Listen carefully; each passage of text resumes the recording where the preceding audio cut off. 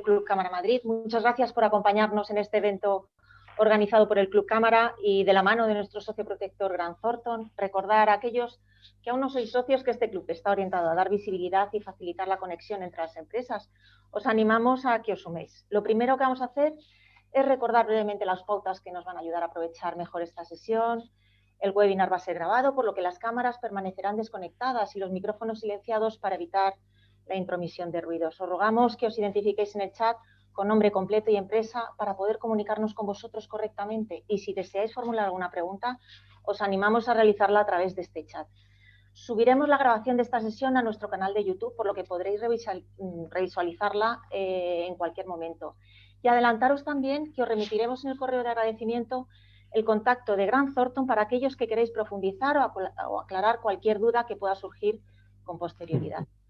Tenemos hoy la suerte, como os decía, de contar con nosotros con esta gran consultora, con Grant Thornton, socio protector del Club Cámara Madrid, en concreto con su socio director de Financial Advisory, Fernando Beltrán.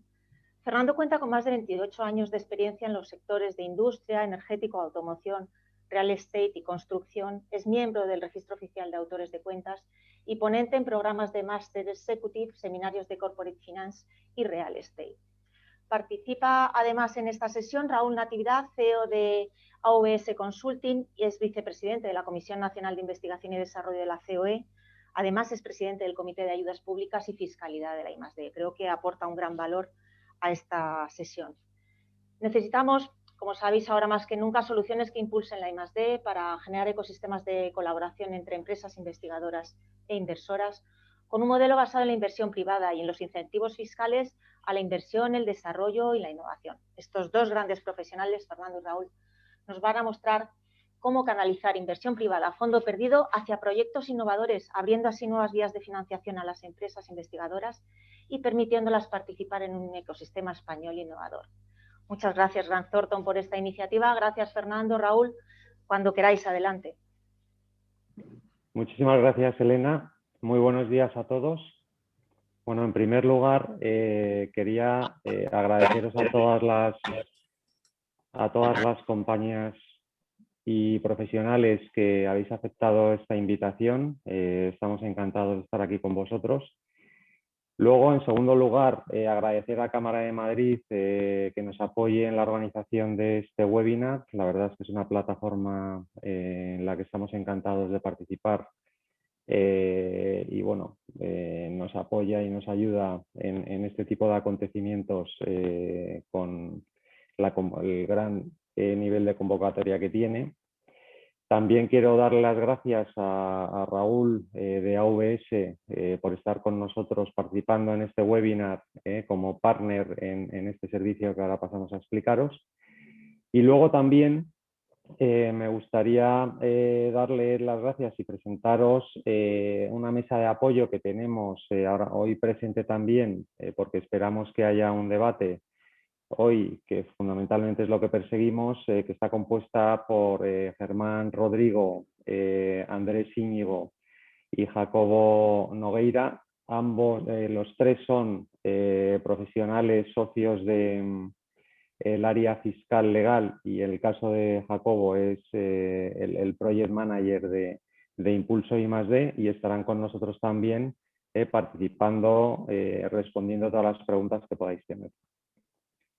Yo, viendo un poco la audiencia, el tipo de empresas que estáis hoy presente, yo creo que la audiencia es muy diversa. La verdad es que esto es enriquecedor, porque este mensaje yo creo que es para muchísimas compañías de todo tipo, y por tanto yo creo que la audiencia es muy adecuada. Lo que vamos a intentar es contaros de una manera bastante rápida y dinámica de qué estamos hablando, ¿vale?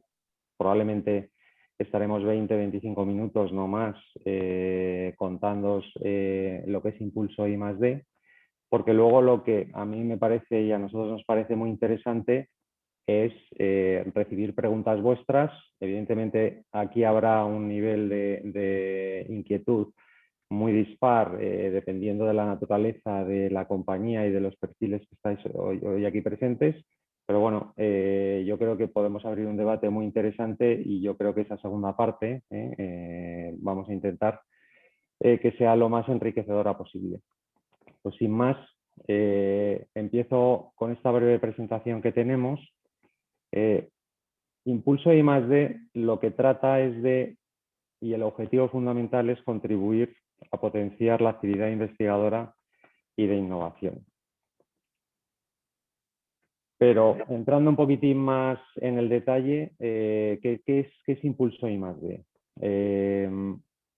Lo que permite este servicio es dinamizar proyectos de investigación, desarrollo e innovación en un planteamiento que veis en el gráfico, que está basada en la inversión privada y en los incentivos fiscales a la investigación, el desarrollo y la innovación. Este planteamiento necesita un vehículo que es una asociación de interés económico, que es la que hace de nexo entre las empresas inversoras e investigadoras y es la que canaliza esa inversión necesaria en la empresa investigadora, en la AIE, para poder financiar la empresa investigadora. Esto lo vamos a ver un poco más en detalle más adelante. A ver, finalmente, esta dinamización lo que permite es optimizar los proyectos y aquí contamos con la colaboración de partners como AVS, que lo que hace es, con su experiencia, ser capaz de analizar los proyectos de investigación, ver cuáles son aquellos que son perfectamente elegibles para este planteamiento. Y quizá aquí, Raúl, nos puedes contar un poco más en tu experiencia, en tu dilatada experiencia en analizar proyectos de investigación, este dinamismo, cómo se produce.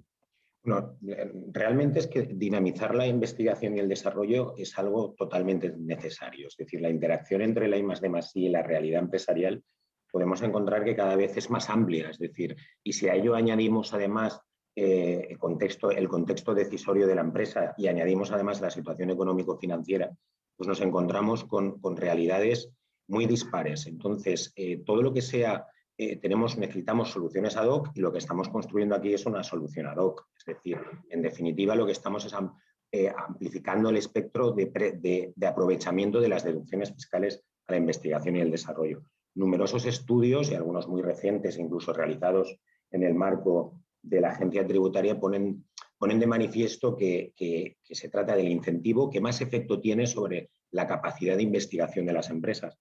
Por tanto, cuando lo que estamos es realmente trasladando esta situación, estamos sacando de la ecuación la situación económico-financiera de la empresa y trasladándola a través de una EI a otras empresas, nos quedamos con un contexto mucho más sencillo, un contexto en el que vamos a poder ejecutar los proyectos de I+D de una forma muy clara, muy estructurada y además guiados en todo este proceso por una consultora, en este caso AVS, que es especialista en esto, que llevamos 23 años gestionando proyectos de I+D y que llevamos 23 años haciendo deducciones fiscales por investigación y desarrollo.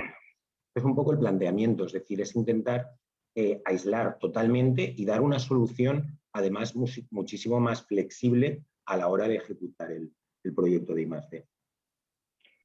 Muy bien. Al final, de lo que se trata es de optimizar y de hacer llegar esas ayudas a las empresas investigadoras, que de otra manera sería muy complicado por requisitos que hay que cumplir, por una gestión que hay que realizar y luego por una experiencia y una realidad de las empresas investigadoras que no permiten hacerlo si no es a través de un planteamiento como este. Como veíais en el esquema anterior, los principales players y jugadores aquí son las empresas inversoras y, por supuesto, las empresas investigadoras. Nosotros lo que hacemos en este planteamiento es conectar a unos y otros, ¿no? ¿De qué empresas inversoras estamos hablando? Estamos hablando de compañías. Cuando hablamos de compañías hablamos de un espectro amplio, hablamos de fondos, de family office, todas aquellas organizaciones que estén concienciadas con la responsabilidad social corporativa y que tienen un planteamiento de incentivar proyectos de I+D y de innovación con impacto social en España. Claro, tienen que ser compañías que tengan una situación de liquidez y de beneficios para poder canalizar este planteamiento, ¿vale? Para poder así beneficiarse de esos incentivos fiscales a través de la AIE. Lo que es muy interesante y que nosotros queremos además y estamos potenciando es segmentar a todos los inversores para que en su responsabilidad social corporativa y en su misión y en su estrategia puedan contribuir a proyectos de investigación que tengan sentido para ellos. Por tanto, los inversores que estén en la industria de automoción, vamos a intentar que estén participando en proyectos de investigación dentro del área de movilidad, y una compañía que esté en el espectro farmacéutico de healthcare, pues haremos exactamente igual. Con lo cual, aquí vamos a hacer una labor de segmentación de todos los inversores financieros que ya tenemos identificados y que están interesados en participar en este planteamiento, para canalizar su inversión a través de proyectos que para ellos tengan sentido. Por el lado de las empresas investigadoras, pues por supuesto, estamos hablando de compañías que invierten en actividad I+D+I. Son compañías que están en todos los ámbitos, en cualquier sector de actividad y tipología. No solo hablamos de empresas, sino que hablamos de universidades, hablamos de fundaciones y cualquier organización que tenga en su actividad desarrollar proyectos de investigación. ¿Qué es lo que, como característica, la empresa investigadora tiene que buscar una vía de financiación privada, que sea ágil, segura, además no dilutiva y sin avales con seguridad? Esto es muy importante porque es una modalidad de financiación que no necesita prestar ningún tipo de garantías ni demostrar ningún tipo de solvencia, porque la solvencia se resuelve a través del planteamiento en la constitución de la IE. Y luego estamos hablando de financiaciones que llegan aproximadamente hasta un 35%. Aquí hay una cuestión también importante para las empresas investigadoras, es que esto, por supuesto, pueden hacer esta labor por sí mismas para tratar de obtener esas ventajas fiscales de forma particular, pero eso también requiere una labor de gestión, un expertise y un desgaste y además un incurrir en gastos que de esta manera pues no tendrían que realizarlo. No sé si Raúl quieres aquí comentar algún tema. Sí, yo creo que lo que estamos contando en este momento es un claro ejemplo de lo que es dinamizar y amplificar el espectro de aplicación de las deducciones fiscales. Fijaros que estamos la estructura de este instrumento permite dar los beneficios del mecenazgo a una compañía, pero además amplificando muchísimo la capacidad de la rentabilidad financiero-fiscal de ese mecenazgo. Por otra parte, podemos llevar las deducciones fiscales a entidades sin ánimo de lucro como una universidad, fundaciones, etcétera, que nunca podrían beneficiarse de las deducciones fiscales por I+D+I.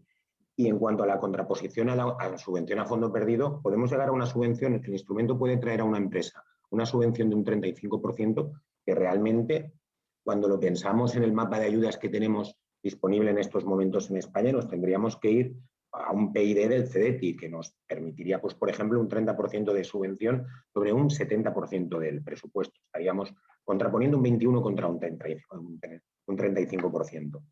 Aparte de, como decía Fernando antes, obviamente tenemos toda la capacidad el hecho de sacar fuera de la gestión de la empresa toda la complejidad de la interacción y la gestión del proyecto y de los costes inherentes, a veces un poco difíciles de controlar en el ámbito interno de la empresa. Yo creo que es un producto que en ese sentido tiene grandes ventajas y que además aporta, digamos, un elemento diferenciador y amplifica. Lo más importante para mí es que amplifica la casuística, es decir, hace las deducciones fiscales más eficientes en determinados momentos.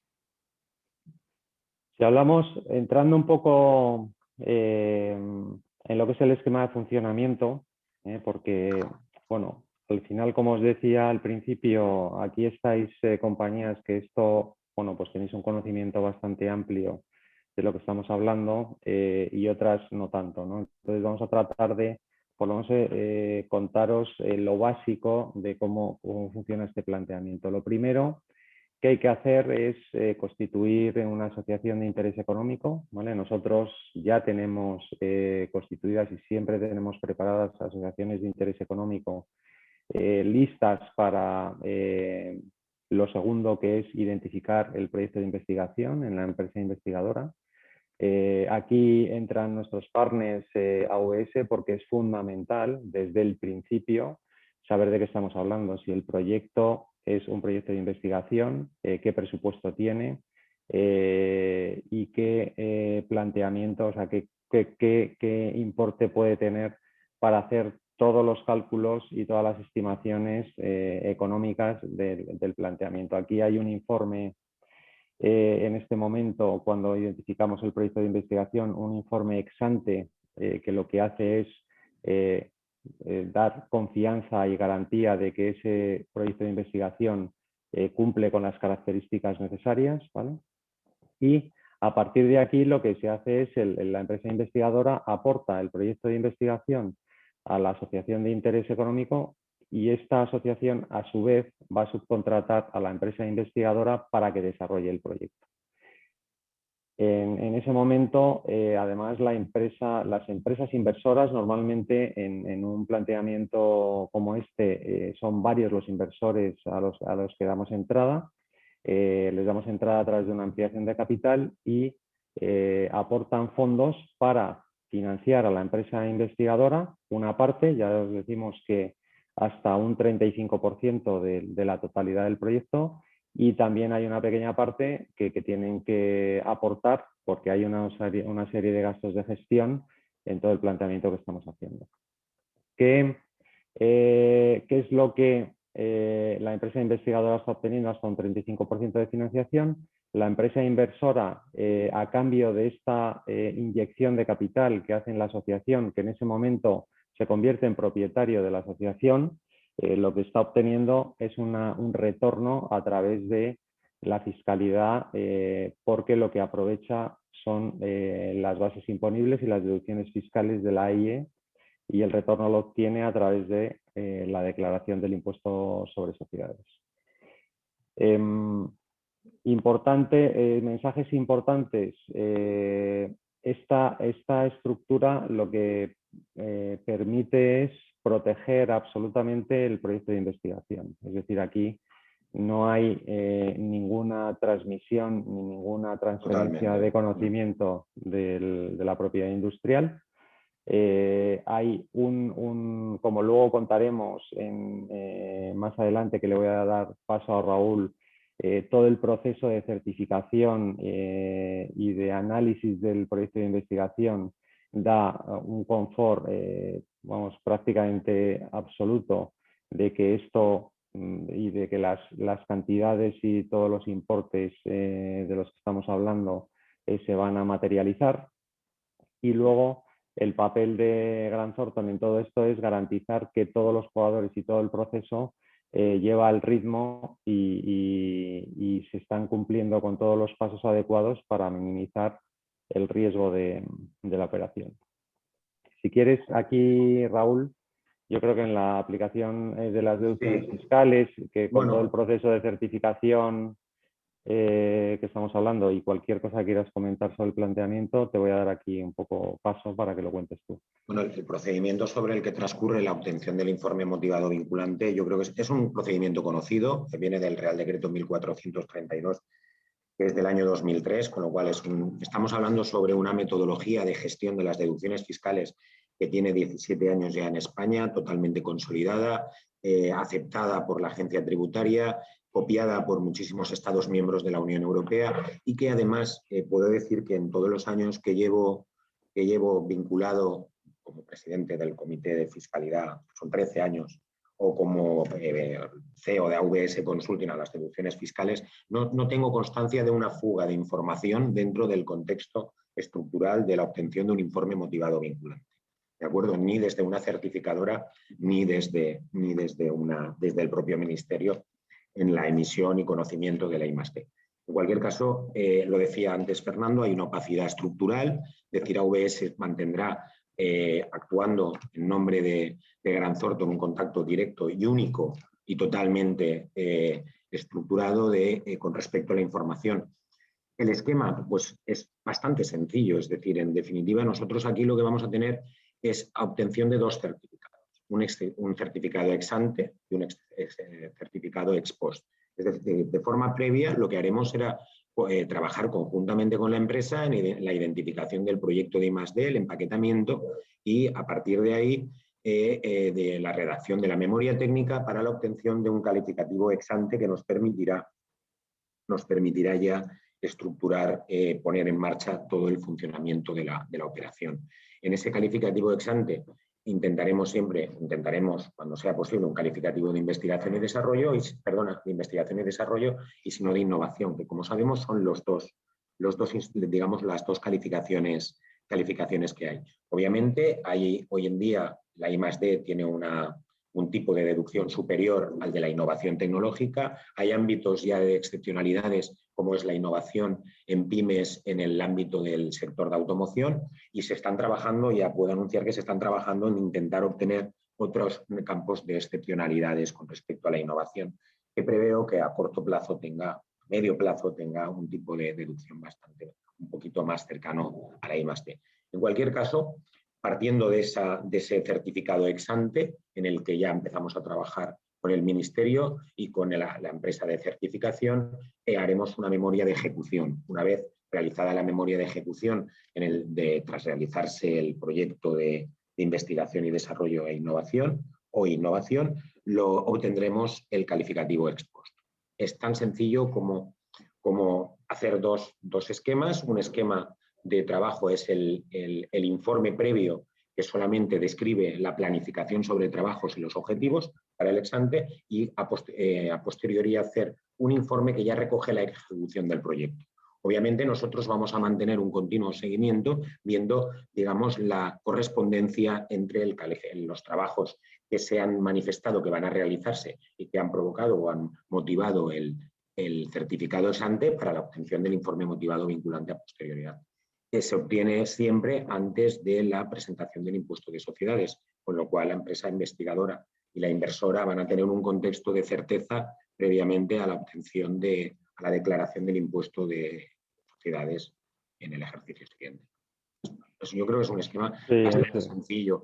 Las otras alternativas pues son la autoliquidación de la empresa, que yo creo que hoy en día muy pocas empresas se atreven a jugar a la espera de la agencia tributaria para dar el beneplácito o no de la deducción, con lo cual yo prácticamente lo descarto como alternativa. La consulta vinculante es un mecanismo en el que la postura de la agencia tributaria sí viene siendo tradicionalmente muy estricto, y lo mismo podría decir para el acuerdo previo de valoración, que obviamente no nos daría ni de lejos un contexto de certeza similar al informe motivado vinculante. Estaríamos hablando básicamente de un ex ante con bastantes complicaciones. Con lo cual es la mejor alternativa que yo creo que tenemos hoy en día para aplicar deducciones fiscales. Y además, como decía, absolutamente testada en el tiempo. Al final, de lo que estamos hablando es gestionar y hacer eficaz y eficiente un planteamiento que por sí mismo una empresa investigadora pues no sería capaz de hacerlo, ¿no? En este caso es verdad que al final es un planteamiento que requiere pues de una labor importante, porque hay que identificar empresas inversoras y tenerlas informadas de los proyectos y la tipología de proyectos en las que pueden invertir. Hay que manejar muy bien todos los timings, hay que, en definitiva, hacer una gestión muy completa para asegurar que al final esos fondos que el inversor y la empresa inversora está aportando lleguen sin ningún tipo de problema a la empresa investigadora en los términos en los que se planifica desde un principio, ¿no? Y esto que está explicando Raúl es fundamental para confirmar y dar seguridad a todo este proceso. ¿Cuál es, a ver, nuestro papel? Y para los que a lo mejor no nos conozcáis tanto, decir unas breves pinceladas, ¿vale? Nosotros, Grant Thornton es una compañía multinacional que estamos en 140 países, somos la quinta compañía de servicios profesionales en el mundo. tenemos una facturación de 6.000 millones de dólares a nivel mundial. Luego en España somos un equipo de más de 800 profesionales, ¿vale? Entonces, para nosotros este planteamiento dentro de Grant Thornton tiene todo el sentido. Nosotros venimos asesorando a las empresas en proyectos de I+D, desde muchos ámbitos, desde el ámbito contable, desde el ámbito fiscal, desde el ámbito legal, incluso desde el ámbito financiero.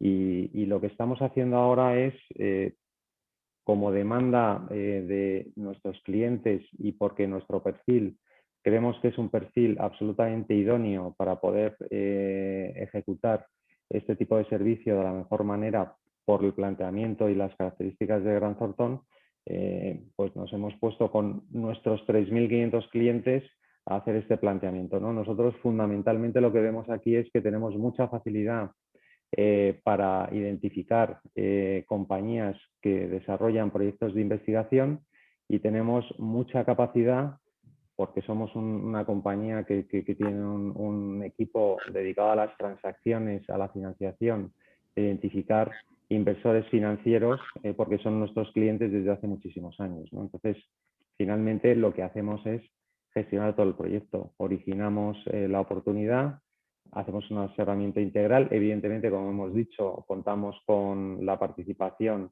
de partners que son muy especialistas en investigación y desarrollo como AVS, aunque nosotros mismos tenemos un equipo de consultoría con un departamento de innovación. Tenemos dentro de Grant Thornton equipos absolutamente dedicados a industrias como healthcare, como pharma, como biotecnología, automoción, etcétera. Por tanto, no solo entendemos perfectamente la actividad de la que estamos hablando, sino que además somos capaces de incorporar alternativas y complementos a las compañías que, centrados en este planteamiento, pueden necesitar otro tipo de ayudas para hacer posible que un planteamiento y unas ventajas y una financiación de este tipo se pueda producir. Os pongo un ejemplo. Tenemos compañías ya que estamos hablando con ellas, pues que tienen dificultades para aportar el resto de inversión que se necesita en los proyectos de investigación que están desarrollando, más allá del 30-35% que a fondo perdido podemos financiar con este planteamiento. Bueno, pues nuestros equipos de deuda ya están funcionando y trabajando para darles además solución a esa financiación que les falta, ¿no? Por otra parte. En general, nosotros lo que nos dedicamos es a gestionar todo el proceso, y aquí hay una parte muy importante que es garantizar los timings, garantizar las cantidades y los importes que desde un principio, con la ayuda de los certificadores, estamos planteando, y al final de todo esto, como conclusión, lo que estamos haciendo es mitigar y reducir los riesgos al máximo que pueda haber en una operación como esta. Yo, por terminar, para mí, que sepáis un poco, por poner algunos números y por poner algún ejemplo práctico, ¿no? Las compañías tienen la alternativa, como yo creo que ha comentado Raúl, de monetizar, ¿no? Un proyecto de investigación por su cuenta.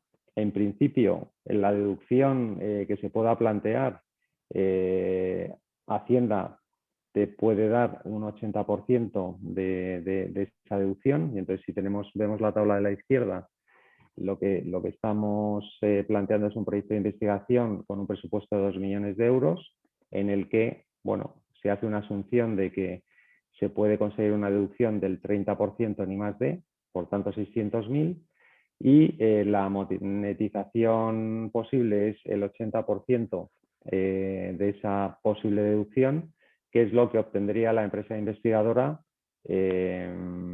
si lo hace por su cuenta, ¿vale? Estamos hablando de, en este ejemplo numérico, 480.000 euros. Evidentemente, todos los gastos de certificación, todos los gastos de gestión del proyecto, que bueno, nosotros los hemos medido en 48.000 euros, un 8% sobre la deducción conseguida. Es un coste que no tiene que incurrir en el caso caso de que decida que nosotros seamos los que gestionemos el proceso, es un coste y por tanto hay que restarlo a esa monetización, y el resultado de la empresa investigadora en este caso pues tendría 432.000 euros, ¿no? Que es un 19,63%. ¿Querías comentar algo, Raúl? No, perdona. No, realmente lo has explicado muy bien, yo creo que vale, queda entonces, bastante claro. Yo creo que esto, además de que la empresa tiene que ocuparse y desgastarse en hacer toda la gestión, hay compañías que pueden tener una experiencia importante, pero el equipo que nosotros ponemos a disposición de este planteamiento es un equipo absolutamente experto, ¿no? Como estamos comentando.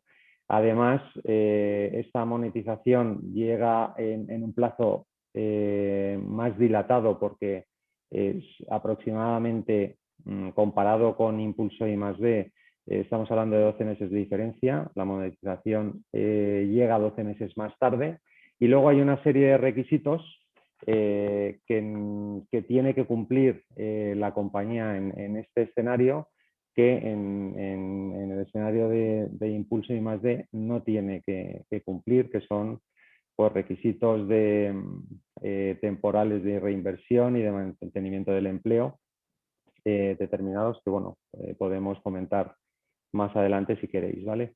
Sí, sí, perdón. No, perdona Fernando que te interrumpa, quería decir que realmente hay una diferencia sustancial entre las bondades del escenario de Impulso I+D y la monetización. Muchas empresas a veces han tenido una experiencia negativa con las deducciones fiscales y de esta forma sacan absolutamente la capacidad, sacan ese riesgo, supuesto riesgo que ellos pudieran percibir, que a lo mejor no tiene nada que ver con la metodología ni con más con la no haber realizado bien el incentivo o con cualquier otra situación del pasado. Con el escenario Impulso esto desaparece totalmente, sin embargo con la monetización sigues teniendo la deducción dentro de la empresa. Pero es que además los criterios o los requisitos para la monetización son requisitos que afectan al empleo, que afectan a una serie de circunstancias que hoy en día, lamentablemente, como sabemos, son criterios difícilmente cumplibles. Entonces, yo sé que hemos solicitado intentar ser laxos en esto. Personalmente lo he trasladado a la Secretaría de Estado de Economía, es decir, y esta cuestión todavía está pendiente. Se habla de una mayor laxitud en la aplicación de los requisitos, pero en la realidad de la ley es que pueden ser un gran freno la monetización y una gran alternativa al escenario de Impulso. Es lo que quería. Efectivamente, muy rápidamente, por terminar y dar paso a cualquier cuestión que podáis tener, porque con esto terminamos, en un escenario de Impulso I+D, de nuevo con un proyecto de un presupuesto de 2 millones de euros, en el que podemos, por ejemplo, asumir que puede haber un 10% de margen comercial. Este margen comercial, para explicarlo muy brevemente, es que una vez que la asociación de interés económico tiene y les es transferido el proyecto de investigación, lo que hace es contratar los servicios de la empresa investigadora con un cierto margen, ¿vale? Entonces nosotros aquí para el supuesto hemos puesto un margen que es de los más bajos que normalmente se considera, ¿vale? Y al final digamos que el proyecto que está desarrollando la asociación de interés económico son los 2 millones más el margen además que le está cobrando la empresa investigadora por desarrollarlo. Si hacemos una equivalencia de, en este caso estamos hablando de que el 30%, ¿vale? Por poner también un porcentaje sobre el importe del proyecto I+D en origen, que son 2 millones, y que os decíamos que podemos llegar hasta el 35% y en cada caso habrá que verlo, estamos hablando de un 30% sobre el importe del proyecto de I+D, son 600.000 euros, o lo que es lo mismo, un 27,3% sobre el proyecto incorporando el margen, ¿vale? Entonces, lo que estamos aquí comparativamente hablando, en un ejemplo muy sencillo, es que un mismo proyecto de investigación hecho con Impulso I+D, con estas características homogéneas en un lado y en otro, pues estamos hablando de, en un caso, un 30% y en otro caso, pues no llega al 20%, con todas las cuestiones además que conlleva el hacerlo in-house, ¿no? Y yo creo que aquí, si os parece, paramos la presentación y encantadísimos, oye, de contestar a todas las preguntas que podáis tener al respecto. Entonces, oye, abierta la ronda de preguntas y muchísimas gracias por vuestra atención.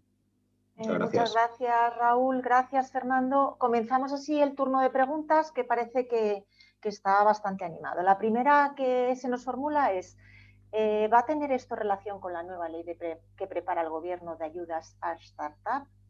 ¿Tiene sentido para una empresa que se mete en estos proyectos luego certificar para ayudas e incentivos fiscales contra la normativa UNE 16.6001, 16.6002 y 16.6006? Yo creo que, Raúl, aquí nos puedes ayudar algo más. La verdad es que no conozco en profundidad el contenido de la nueva ley sobre startups. Presumo que no tendrá relación con esto, pero no puedo pronunciarme de una forma rotunda al respecto. Con la segunda parte de la pregunta sí me es más sencillo. Es decir, cuando se hace un proceso de certificación bajo informe motivado vinculante, lo puedes hacer bajo norma ENAC, es bajo formatos del Real Decreto 1432 o al mismo tiempo bajo 166.001 en el supuesto de la certificación de proyectos. Ambos tienen cabida. Lo que no tendría sentido es que la empresa certificara el proyecto en ninguno de los dos casos. O sea, podría trasladarnos a nosotros la certificación del proyecto para que cuando vuelva él la titularidad del proyecto lo tenga ya certificado por 166.001, eso lo podemos hacer. Para nosotros es un poco más de trabajo, pero en definitiva el proceso es el mismo. Es decir, en vez de estructurar la memoria bajo criterio Real Decreto, lo hacemos bajo 166.001. Pero piense, yo creo que hay que entender que durante la vida del proyecto la titularidad está fuera, con lo cual la empresa no puede realizar ningún tipo de acción de certificación sobre ella. Lo mejor sería que la propia ahí pues certificar abajo si es un requisito que lo quiere, pues por ejemplo, pues porque es una empresa en la construcción o en algún ámbito en los que se valora especialmente este tipo de normativas, pues nos lo traslada a nosotros certificamos al mismo tiempo, obtenemos el informe motivado vinculante bajo certificación 166.000 y tiene ambas cosas. Nos trasladan dos preguntas la misma persona. Os lanzo la primera y es, si soy una empresa que realiza IT y mi deducción fiscal es del 12%, ¿cómo puedo llegar al 35%? Y la segunda es, cuando decís que se cede temporalmente el proyecto, ¿eso no lleva asociada la propiedad intelectual? ¿Pierde la empresa la IP? A ver, yo en el primer caso estamos hablando de un proyecto de innovación, ¿vale? Y por tanto, en los ejemplos que hemos estado poniendo, quizá a lo mejor no lo hemos especificado, eran ejemplos de proyectos de I+D. Evidentemente, la fiscalidad hoy en día de un proyecto de I+D o un proyecto de innovación es distinto. Entonces, una empresa innovadora que tiene un proyecto con unas deducciones fiscales del 12%, evidentemente no va a poder obtener una financiación de hasta el 30%. Ahí lo que hacemos es ajustar las mismas proporciones que tenemos y estamos planteando en proyectos de I+D, las ajustamos a un proyecto de innovación. Evidentemente la fiscalidad manda y es la que determina el porcentaje de financiación que se puede prestar. Y la segunda pregunta... Creo que Germán quiere hacernos sí. alguna apreciación. No sé si te activamos el audio, Germán.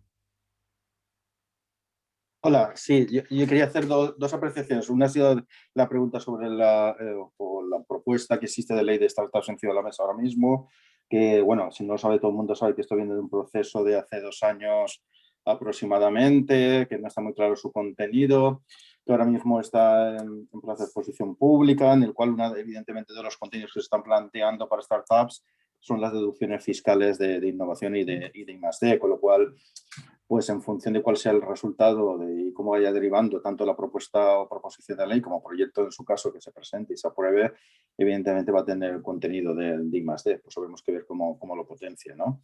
Hay otros aspectos que están previstos en la ley, como debe ser la financiación, no se deben haber ICOs específicos para las startups. En cuanto a que las startups participen en estos proyectos, bueno, las startups, como todos conocemos, también depende en qué ronda estén, la ronda 1 o 2 de financiación, pues al principio tienen muy pocas ventas, con lo cual una buena forma de financiar sus proyectos de startup es a través de la exposición de hoy. ¿Por qué? Porque no tienen ingresos, es complicado conseguir financiación y eso lo pueden conseguir a través de lo que hemos expuesto hoy, ¿no? Respecto a aumentar en su caso el porcentaje de innovación tecnológica, bueno, la verdad es que la innovación tecnológica siempre ha sido un poco, lo puede decir Raúl, la hermana pequeña de todo este sistema. Pero también es cierto que con el Real Decreto Ley 23/2020 se ha incrementado la innovación tecnológica hasta un 25% para aquellas empresas, pymes y no pymes, pero sobre todo para las pymes que participen en cadenas de valor del sector de la automoción o también están muy unidos a proyectos de electrificación del sector de la automoción. Entonces también depende en qué sector esté. Entonces, bueno, yo en esos casos sí que se podría aumentar del 12%. Era un poco por explicar un poquito más en detalle algunas de las preguntas que se han hecho. Gracias. Gracias a ti, Germán. La segunda pregunta era, perdón. Era cuando decís que se cede temporalmente el proyecto, ¿eso no lleva asociada a la propiedad intelectual? ¿Pierde la empresa la IP? Bueno, este tema lo ha contado bastante bien Raúl. Si quieres, Raúl, te doy paso y lo volvemos a contar, ¿eh? Vale, no hay ninguna cesión de la titularidad. Realmente es una estructura que lo que cede es la deducción. ¿De acuerdo? No cede ni los trabajos ni cede la titularidad. Y no solamente no cede la titularidad sobre la propiedad intelectual, sino que además hay un absoluto estancamiento de la información. Es decir, la información no sale fuera del circuito de certificación. Es decir, no hay ninguna relación entre la información que se genera en el ámbito del proyecto y la información a la que acceden los inversores. Podría darse el caso perfectísimamente, no sé si estructuralmente está previsto o no, pero no pasaría absolutamente nada si dos empresas competidoras, una actúa como inversora y otra actúa como investigadora. Ninguna de las dos tendría un cruce de información entre una nota y otra y ninguna de las dos, por supuestísimo, accedería a la titularidad sobre la propiedad intelectual. ¿Vale? En esto debo mostrarme absolutamente rotundo. Es decir, no hay, es absolutamente opaco.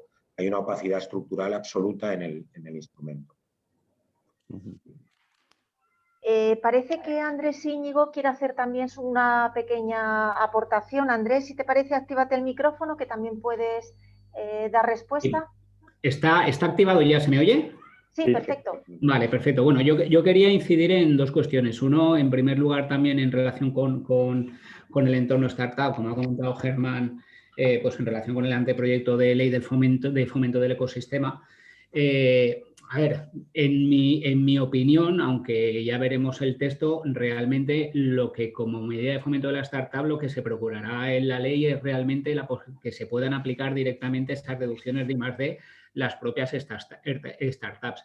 Realmente habrá que estar en el supuesto hecho en concreto porque a lo mejor esa startup no puede aprovecharse de bases imponibles negativas, no cumple una serie de requisitos, en cuyo caso lo lógico es que se vaya a una estructura como es impulso I+D y no aplicarse ya directamente esas deducciones. ¿Vale? Eso es simplemente una opinión personal porque ya veremos después lo que vendrá a decir la ley. Y en relación ya, como cada uno hablamos de nuestro libro, yo como abogado y en relación con lo que es en puridad la cesión de lo que es el proyecto, los derechos de propiedad intelectual, jurídicamente hay una cesión previa, pero en el momento de la finalización de esta estructura se retorna la propiedad como tal a la empresa de I+D. ¿Vale? Es decir, hay una cesión, pero realmente el entramado contractual conlleva que también hay una opción de compra por parte de la propia empresa de I+D de recuperar el proyecto e incluso de la agrupación de interés económico de ejercitar una opción de venta precisamente de las propias de lo que es el desarrollo del proyecto de I+D.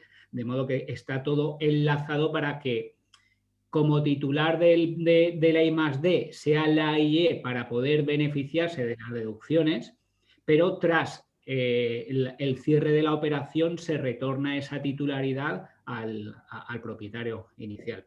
Entonces era simplemente, es un matiz jurídico, es complejo, entonces quería matizarlo, pero vamos, es que conlleva más. Es una preocupación además muy habitual y muy común, pero es un tema que está absolutamente garantizado y totalmente controlado, con lo cual ese tema, pues la respuesta es muy clara.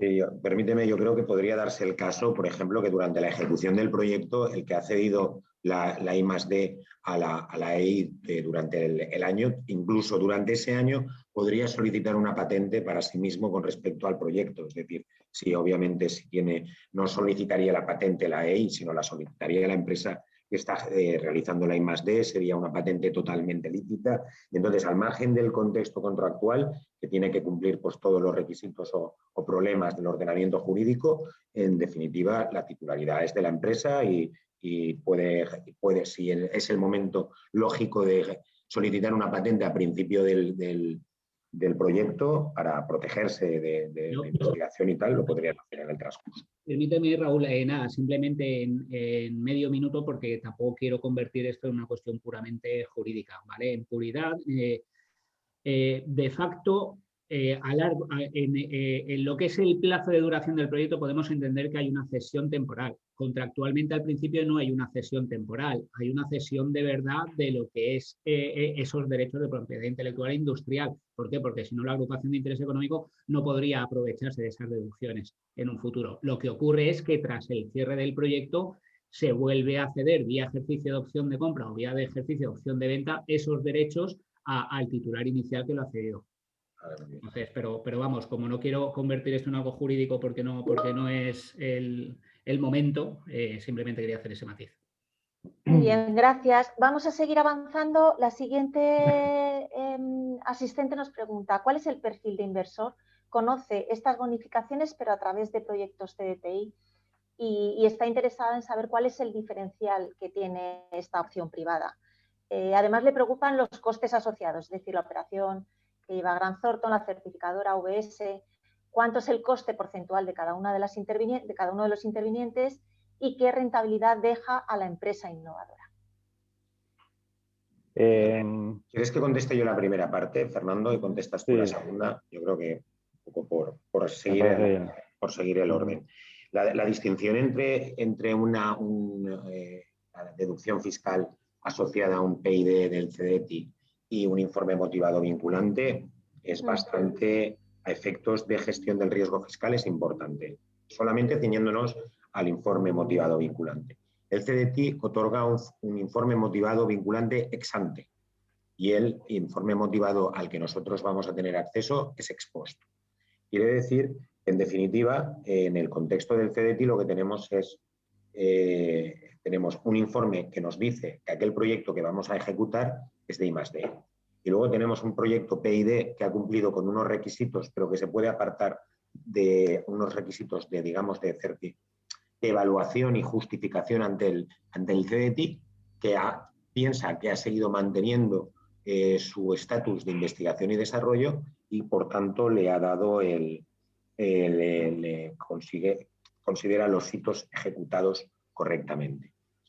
El problema es que puede no haber una correspondencia o la agencia tributaria puede defender que no hay una correspondencia. ¿Por qué? Porque el primero es ex post y el uno es ex ante y el otro es ex post. Para mi entender, es algo que se debería de corregir. Es decir, no es que esté yo de acuerdo con este planteamiento de análisis, que es el que es el de la realidad. Entonces, esa es la primera distinción. La otra distinción, a través de esta estructura tendríamos acceso a un proyecto de innovación que puede tener un contexto menor, pero que no sería alcanzable ese informe motivado a través del CDTI, que solamente está para los PIDs de I+D. Y yo creo que estas son básicamente las distinciones entre uno y otro. Es decir, el CDTI se debería ejecutar en el contexto, el PID no se debería ejecutar en el contexto de la empresa porque la justificación requiere de la titularidad del proyecto en el sentido mayúsculo y, por supuesto, de la titularidad de las facturas y de los gastos para la justificación y, por tanto, no sería posible la cesión a la EI. Hay una incompatibilidad entre unos y otros. Bien. En cuanto a los costes, que la pregunta sobre los costes en los que podría incurrir bueno, he entendido tanto los inversores como la empresa investigadora, los costes son cero. Es decir, aquí toda la gestión y todos los costes los incurre el equipo de gestión de Grant Thornton. Evidentemente, lo que sí hay es una inyección de capital por parte de los inversores que se utilizan para cubrir esos costes, pero a cambio la empresa inversora o los inversores lo que están obteniendo es una rentabilidad de 2 dígitos al menos. Eso hay que verlo caso por caso, evidentemente, pero las rentabilidades son muy altas, de 2 dígitos y además en periodos inferiores a 12 meses normalmente. Por la parte de la rentabilidad de las empresas investigadoras, pues lo hemos dicho, al final estamos hablando hasta un 35%, si esa es la pregunta, ¿no? No sé si... Creo que sí, que ¿vale? hablaba de costes asociados, que ya lo has comentado, y la rentabilidad que dejaba la empresa efectivamente innovadora. Y de todas maneras, depende de la naturaleza del proyecto, sus características, el tamaño también cuenta. Hay que ver caso por caso, pero bueno, normalmente se trata de, en lo posible, llegar a ese 35% en un caso óptimo. Nos preguntan también qué pasaría si el IMV ex-ante califica el proyecto como innovación y no como I+D. Vale. Eso tendría unas consecuencias que Fernando puede concretar en términos de rentabilidad, pero yo creo que ya han estado expresadas a lo largo de cuando se hacen alguna pregunta.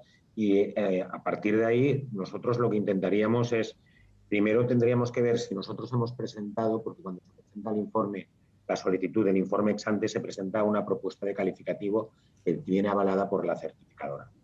Imaginemos, ahí se abren distintos contextos. Imaginemos que hemos enfocado la memoria y pensado en un calificativo de I+D y que este calificativo de I+D ha sido avalado por la empresa certificadora y cuando lo trasladamos al ministerio piensan que es de IT y nos dan un ex ante de IT. Posiblemente ante esto nosotros lo que haríamos sería presentar alegaciones, intentar defender las bondades de nuestro proyecto y normalmente en esto pues tenemos una tasa de éxito que puede estar rondando el 50%, más o menos. Calculo que 1 de cada 2 conseguimos convencer al ministerio que han sido demasiado estrictos. Otras veces no. Depende también un poco del contexto de la materia en la que se produzca.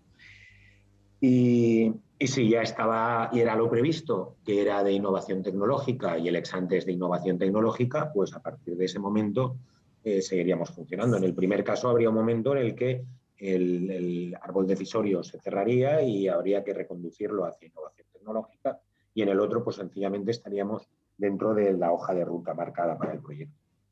Pero bueno, al final el planteamiento, lo que es muy interesante es que desde un principio se analiza el proyecto y ya hay una visibilidad muy clara sobre cuáles son las opciones y los escenarios. Toda la formalización de todo el planteamiento de impulso I+D contempla que al final en ese análisis previo los escenarios distintos se puedan materializar y por tanto los acuerdos que se formalizan desde un principio lo que harán es automáticamente adaptarse a esa situación. Aquí lo interesante y lo importante es que lo que nosotros estamos convencidos es de que vamos a sacar el máximo rendimiento a cualquier proyecto que se presente y trataremos, por supuesto, siempre de enfocarlo como un proyecto de investigación y luego el proyecto será calificado como sea calificado. Normalmente ese riesgo se minimiza al principio, pero la información es una información compartida desde el principio y sabemos cuáles son los escenarios y en cada uno de los escenarios está perfectamente parametrizado cuáles son los retornos, las financiaciones y rentabilidades de cada parte. Bien, la siguiente pregunta no sé si se ha resuelto ya de alguna forma, pero a ver, ¿ese 30-35% a fondo perdido es compatible con las ayudas tipo CDTI? ¿Podríamos combinar ambas ayudas? Lo he dicho, yo creo que Sí. lo he contestado en la pregunta anterior. Sí. Realmente Hay que entender que para que gestionar el PID, gestionar las ayudas del CDT requiere de la titularidad total, y además de las facturas, por tanto es incompatible. Vale. ¿Existe un importe mínimo de presupuesto del proyecto a acometer? Bueno, a ver, nosotros, y aquí hablo un poco de Grant Thornton, nosotros depende de la situación. Desde luego, a ver, esto tiene sentido con cierto tamaño, ¿vale? Entonces, si el tamaño nosotros lo tenemos calibrado probablemente a partir de 1 millón de euros, que empieza a tener más sentido hacerlo porque los economics son más claros. Ahora, no obstante, nosotros estamos analizando proyectos de investigación con presupuestos inferiores. Y además aquí, lo que también desde nuestro perfil asesor es muy importante reflejar es que nosotros tenemos una vocación asesora y, por tanto, si la compañía que se nos acerca tiene un interés en un proyecto de menor magnitud y para nosotros es una compañía a la que, oye, nos interesa ayudarla, nos interesa asesorarla, porque nuestra misión es tener compañías a las que podemos ayudar en general, nosotros vamos a entrar en proyectos del tamaño que sea, ¿vale? Entonces, fijo quizá con sentido económico a partir de 1 millón de euros, pero nosotros estamos ya analizando proyectos de menor cuantía en los que estamos dispuestos a entrar, porque os digo, el entorno y el contexto tiene sentido para nosotros. Por otro lado, nos comenta el 35% sabe que es financiación y qué porcentaje estaría destinado a subvención. ¿Cuánto de subvención exactamente? No, bueno, el 35%, aunque utilizamos el término financiación, es a fondo perdido, es decir, realmente es una subvención. Lo que pasa es que, bueno, por la terminología que estamos utilizando, pues puede parecer que es una financiación. Es un dinero a fondo perdido. La compañía investigadora no tiene que devolverla. Lo único que, evidentemente, tiene que completar el presupuesto y lo que sea necesario para completar el proyecto de investigación, que es el resto del importe. Nos preguntan también si se pueden agrupar distintas empresas investigadoras por afinidad para montar o presentar un solo proyecto. Sí, o sea, este tema también lo podemos hacer. Evidentemente puede complicar un poquito el proceso, habría que estudiar cada caso, ¿vale? Para confirmarlo, pero en principio es posible. Por otro lado, nos preguntan, la monetización de la deducción no es siempre posible. ¿Cuándo es factible en realidad? Pues tiene una serie de condicionantes. Así, hablando de memoria, obviamente tienes que tener un informe motivado vinculante. No sirve cualquier informe motivado vinculante, no sirve el del CEDETI, creo. Tiene que ser del Ministerio. Tienes que tener la deducción declarada y pendiente de aplicación durante al menos 1 año. Tienes que reinvertir en I+D al menos con respecto a un ratio de los ejercicios anteriores. Tienes que crecer en plantilla o crecer en plantilla destinada a investigación y desarrollo. Son requisitos estrictos, pero bueno, realmente la agencia tributaria está funcionando pues ante esto, pues solicita un poco de información de comprobación de los requisitos y se le aporta. Esta es la realidad. En estos momentos son requisitos más duros. Hay que pensar que esto fue una solución, lo comentábamos en la preparación del otro día, Fernando y yo, la preparación de esta jornada. Son requisitos que nacen de la anterior crisis y que lo que pretenden es precisamente apoyar a esas empresas que no tienen capacidad de gestionar o de beneficiarse de las deducciones fiscales a la I+D. Es decir, es una respuesta y esta es otra, yo creo que más compleja. Por ir finalizando, porque yo creo que más o menos estamos ya en tiempo, si queréis os lanzamos una última y es si el crédito fiscal que se genera a consecuencia de I+D o innovación tecnológica debe añadirse al activo de la empresa si no se puede aplicar totalmente como deducción para ese año fiscal. No sé si Germán, ¿quieres contestar tú a esto?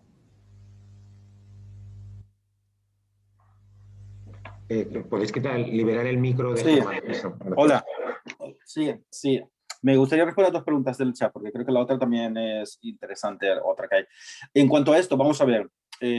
Soy fiscalista básicamente, pero como vivo en el ámbito de una empresa auditora, pues conozco bastante bien la mecánica, evidentemente, contable y de auditoría en estos casos. Vamos a ver, claro que sí, el crédito se puede activar. Normalmente se suelen pedir dos condiciones con base al principio de prudencia, que nuestro actual Plan General de Contabilidad sigue respetando el principio de prudencia, aunque no coincide mucho con las IFRS, pero bueno, en cierta manera también está impregnando todo lo que es la filosofía del Plan General Contable. ¿Qué se suele exigir en estos casos? Básicamente dos cosas: que la empresa demuestre que tiene capacidad de recuperación futura mediante ingresos por la aplicación de la deducción, por un principio básico de prudencia, porque si no, no tendría sentido que fuera un activo de la empresa.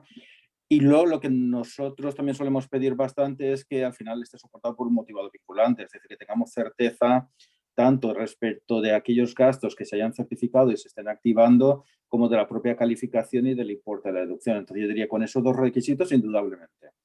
Si falla el segundo motivado vinculante, bueno, ya es una cuestión de valoración, pero sí que diría que al menos esta capacidad de recuperación de la deducción en el futuro para activarla como tal en la empresa.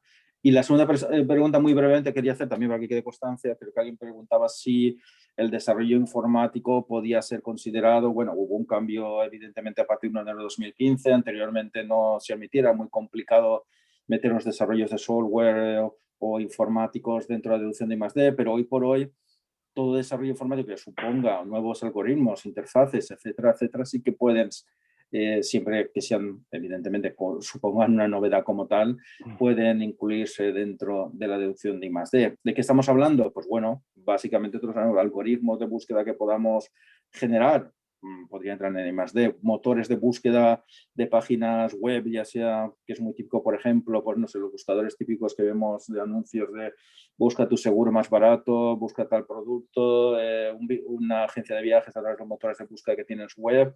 Pues bueno, si ellos han desarrollado algoritmos novedosos para realizar todos estos motores de búsqueda, pues podría llegar a defenderse que son I+D. Por lo tanto, no cerraremos la puerta a eso.